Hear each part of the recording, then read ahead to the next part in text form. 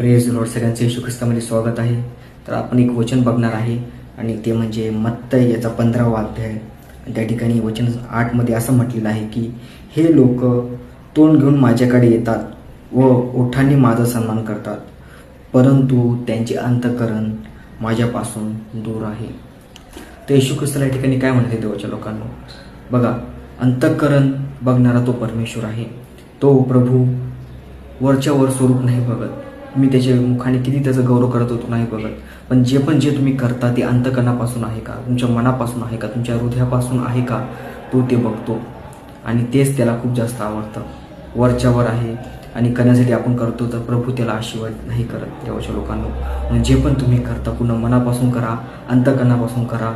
आणि येशू ख्रिस्ताला तेच लोक आवडतात जे अंतःकरणापासून त्याची महिमा करतात. आमेन.